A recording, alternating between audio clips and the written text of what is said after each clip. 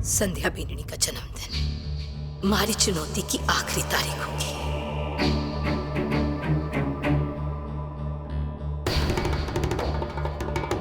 अगर तब तक बाकी के 2 मटके ना फूटे तो थारा सपना हमारी तरफ से थारे जन्मदिन का तोहफा समझ लेना।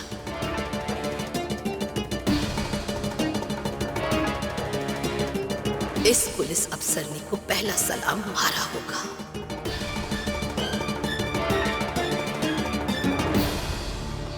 पर ध्यान रहे, जे अगर बाकी के 2 मटके फूट गए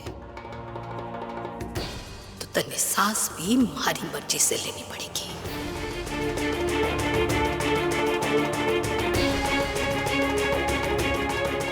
याद रखिए बीननी। अब ऐसे घूर घूर करके देख रही है मने।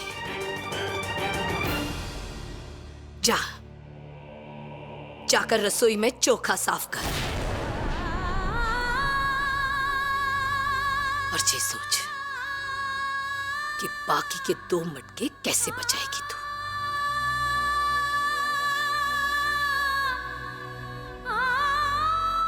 जा।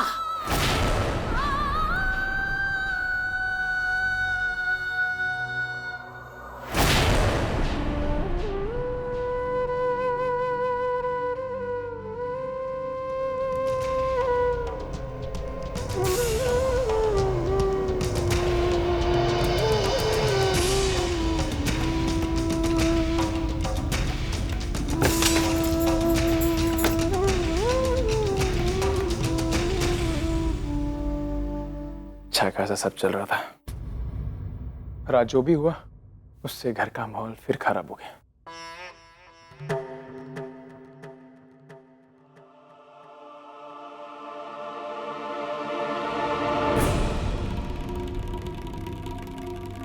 तो अंदर आ, फिर देखता हूँ मैं आज।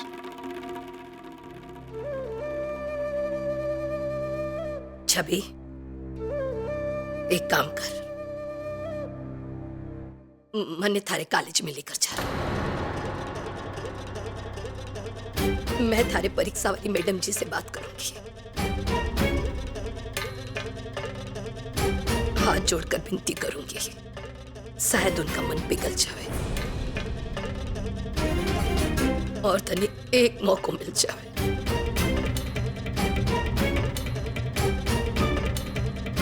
चल छवि। अगर बाबू कॉलेज पहुंच गई तो मेरा छूट तो 1 सेकंड में पकड़ा जाएगा। नहीं, मुझे किसी भी तरह बाबू को रोकना होगा। बाबू,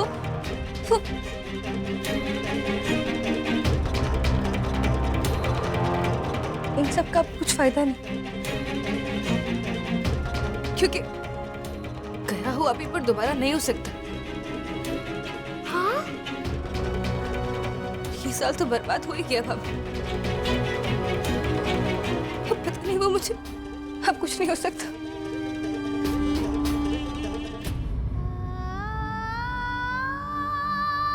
चिंता थारी पढ़ाई की ना है छोरी, कहीं थारी फेल हो जाने से थारा ब्याह ना लटक जाए। 3 में से 1 गया, बचे 2 में से 1 और जाएगा अभी, फिर 1। बीननी, जागते आंखों से सपना देखना बंद कर। मुझे मटका फूटा है ना, उसके टुकड़े उठा ले।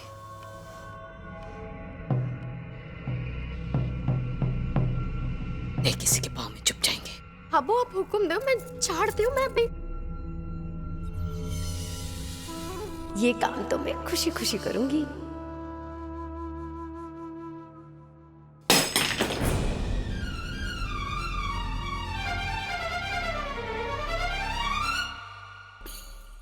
जैसे खींचड़े पकड़ने पे उबाल आवे है ना, अच्छा गुड़ गुड़ गुड़, वैसे ही जब जिठानी जी को गुस्सा आता है तो बर्तनों पे निकले हैं। रे बीननी, इतना ही अगर गुस्सा आ रहा है ना तो हाथ पैर चलाकर काम कर। मारे बर्तन ने क्यों तोड़ने पर तुली है? एक तो थारी पहली गलती से हमारी छोरी को ब्याह लटक गयो और ऊपर से गुस्सा दिखा रही है।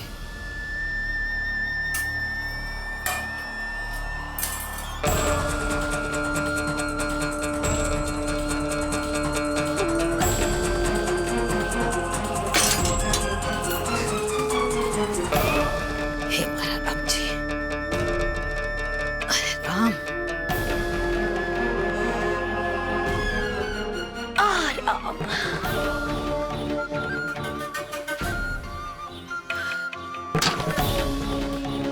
खड़ी खड़ी घूर करके देख रही है मैंने। हाँ, जैसे कोई संगीत बजेगा और तू नाचेगी।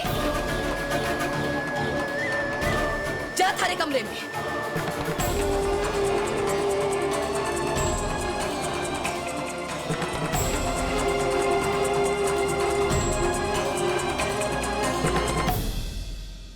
पता नहीं समदन सानी जब इस बात को पता चलेगा छवि के ब्याह के होवेगा।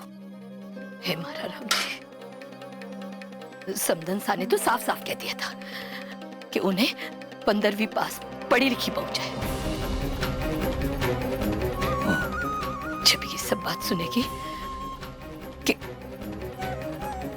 अधूरी पढ़ाई के कारण कहीं छवि को ब्याह आगे न खिसका दे। हमारी छोरी की तो जिंदगी बर्बाद हो जाएगी। हे राम जी, छोरी वाले तीज त्योहार सबके खर्चे बढ़ जाएंगे।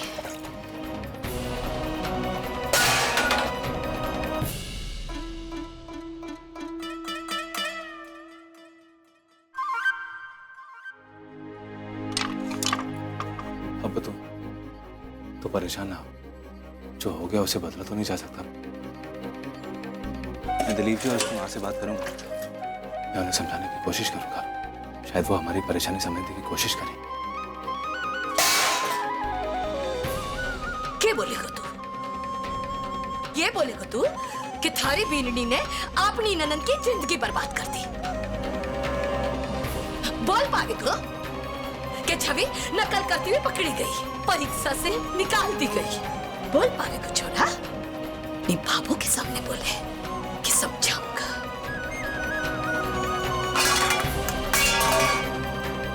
अरे छोरा, सच तो इतो कड़वो है ना कि ना निगलते बने हैं ना उगलते बने हैं। समझाऊंगा हमारी छोरी की जिंदगी बर्बाद। बैठी रहेगी पूरी जिंदगी, कुछ ना कर पावे को तू।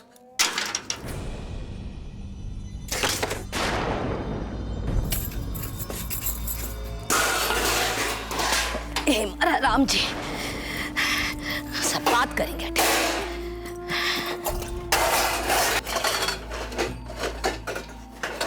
कितनी देर लगे उठाने में?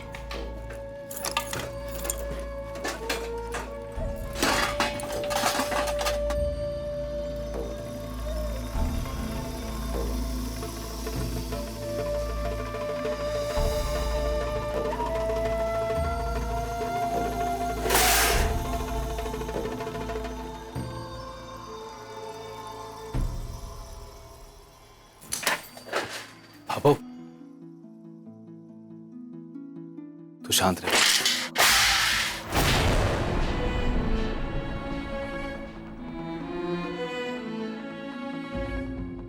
अगर समझाना ही है ना तो जाकर थारी बीनी ने समझा।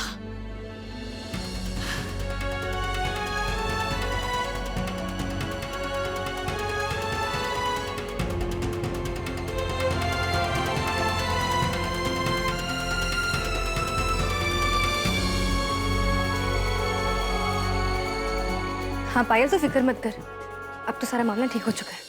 अब कोई टेंशन की बात नहीं।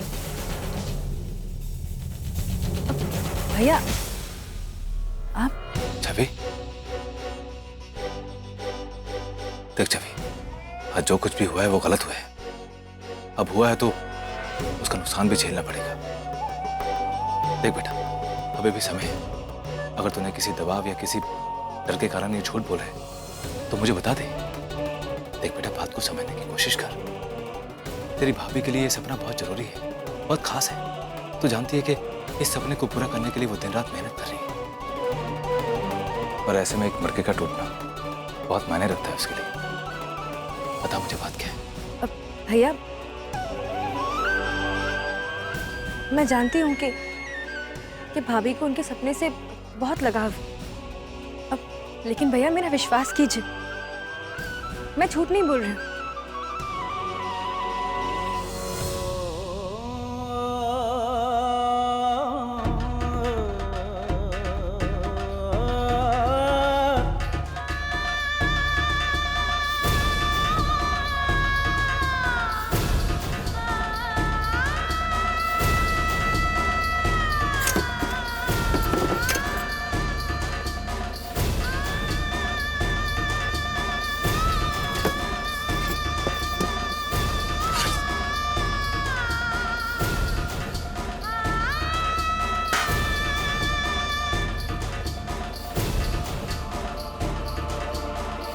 जेठानी जी कहाँ जा रही है?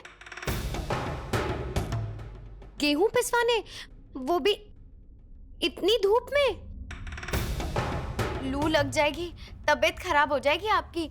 और अभी तो आटा भी घर में है, और शाम को पिसवा लीजिएगा ना ठंडक में। अरे देखो तो सही।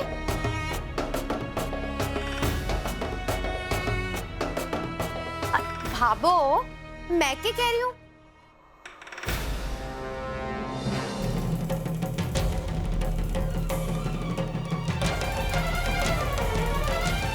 देखा बाबू, जेठानी जी लू में अकेली गेहूं पिसवाने चली गई। कोई छोटी टाबर ना है थारी जेठानी जी, जो थारी उंगली पकड़कर चलेगी।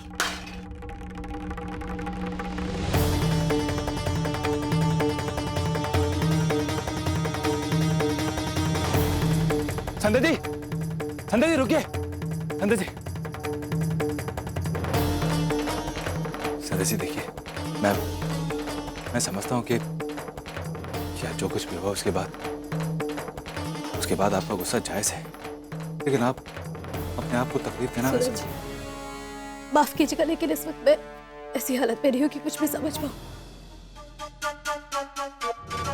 जितना इतना बुरा लगे ना, तो जा दूसरा डब्बा अंदर से लेकर जा उसके पीछे पीछे। नहीं बाबू, मैं कहा, धूप में तो मारा रंग गोरे से काला हो जाएगा। बस मारे को तो जेठानी जी की चिंता सी हो रही थी। चिंता ही करनी है ना, तो जाकर थारे टाबर ने संभाल, उससे जरूरत है थारी चिंता की।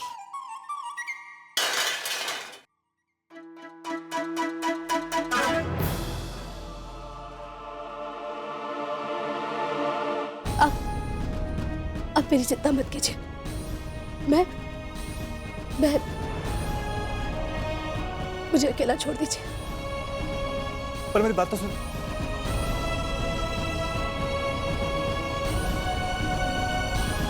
अजी साहब, आप बस देखते जाइए, आपकी बिक्री कैसी दुगनी चौगनी बढ़ती है। अरे भाई साहब, मुफ्त का तो धक्का छोड़ के सब कुछ अच्छा ही लगता है लोगों को। और साड़ियों के साथ साथ अगर मुफ्त का तोहफा भी मिले तो औरतें यूं खींची चले आएंगी आपकी दुकान पे। आप 4000 की साड़ी 5000 में बेचिए, और उसमें आप 500 रुपए का उपहार दे दीजिए। साड़ियां तो आपकी ऐसे बिकेगी भाई साहब, ऐसे, और ऊपर से आपको हर साड़ी पे 500 रुपए का फायदा हो जाएगा। भैया, बात में दम है तुम्हारी। औरतों को ना मुफ्त का तोहफा बहुत भाता है। नहीं भाई साहब, अब हमारी वाली कोई ले लो। तो 5 रुपए की भी चीज अगर फ्री में मिल रही हो ना बाजार में, 50 रुपए की रिक्शा पकड़ के जाती है यहीं से। भाई कहने का मतलब है कि औरतें जो होती है ना, वे मुफ्त की चीज नहीं छोड़ती। बाहर वाले के सामने हमारी चुगली कर रहे हैं। सही बोल रहा। अरे भाई साहब, आपकी नहीं, किसी की बीवी मुफ्त की चीज नहीं छोड़ती। और यही मैं आपको समझाने की कोशिश कर रहा था, और आप तो पहली बार में समझ गए। वाह वाह, आपकी दुकान ऐसी चलेगी कि देखते ही देखते 4 दुकानें होगी आपकी सारी पुष्कर में। हाँ, एक मिनट भाई साहब, वो उपहार वाली एक बढ़िया सी तगड़ी स्कीम है मेरे पास, मैं आपको बताता हूँ। आज की बात तो मैं विश्वास के साथ कह सकूं कि हमारी छोरी झूठ ना बोल रही है। कल से ही तुम्हारी छोरी के पीछे पड़ी थी ना, भैया थारी दाल न गली तो अहिया बदला लिया तूने। इसमें कोई दो राय ना है कि तूने जानबूझ कर ये सब किया। सत्या भीमनी या थारी पहली गलती है। सूरज भैया वो रही।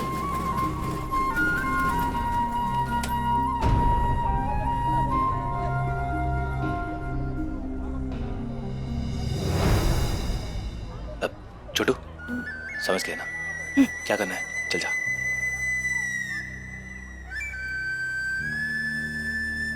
छोटू, इधर आ।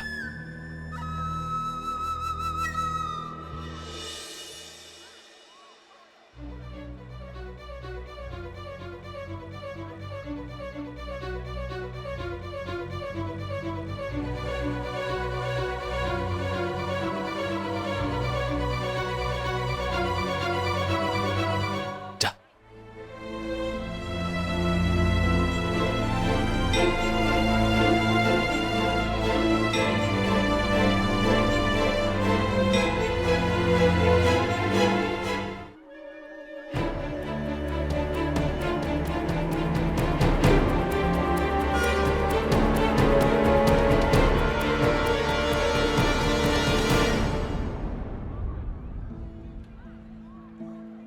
छोटू, चल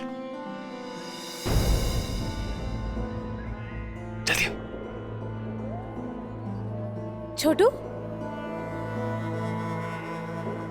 भाभी साहब अब यहाँ पे छोटू, ये क्या हाल बना रखा है? क्या हो तुम्हें? और तुम रो क्यों रहे हो? भाभी साहब रहने दीजिए, आप मेरे से बात मत कीजिए, नहीं तो वो भी मेरी तरह आपसे नाराज हो जाएंगे। कौन नाराज हो जाएगा? किसकी बात कर रहे हो तुम? सूरज साहब। क्या? सूरज जी तुमसे नाराज हो जाएंगे? पर क्यों? वो क्या है ना भाभी साहब, मैं सूरज भैया के साथ मिठाई का ऑर्डर देने गया था, तो सूरज भैया अंदर ऑर्डर देने गए, तब मैंने गलती से स्कूटर स्टार्ट कर दिया, तो मेरे पैर पर बड़ी जोर से चोट आ गई। तो सूरज भैया मुझे बहुत डांटा और कह रहे थे कि आजकल तो मेरी एक भी बात नहीं सुनता है, और फिर उन्होंने मेरे को ये भी कहा कि वो मुझे अपने गांव भेज देंगे। अच्छा, अभी सूरज जी कहाँ हैं? वो वहाँ। ठीक है, मैं उनसे बात करती हूँ।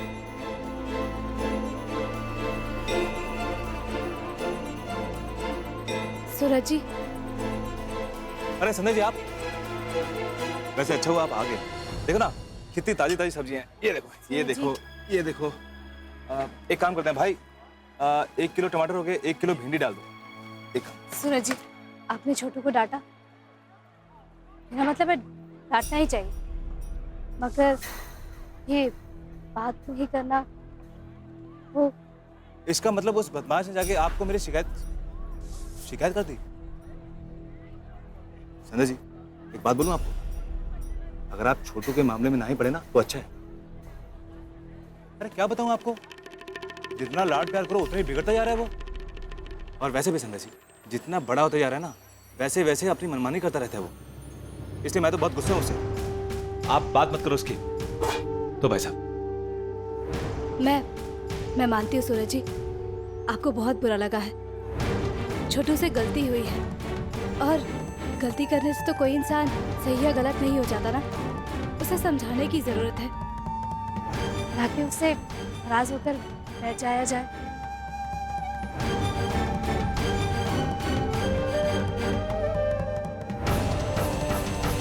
धन्यवाद।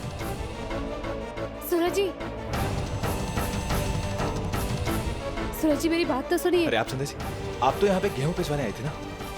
मेरे ख्याल से आपका गेहूं पिस गया होगा। जाइए, जाके ले आइए।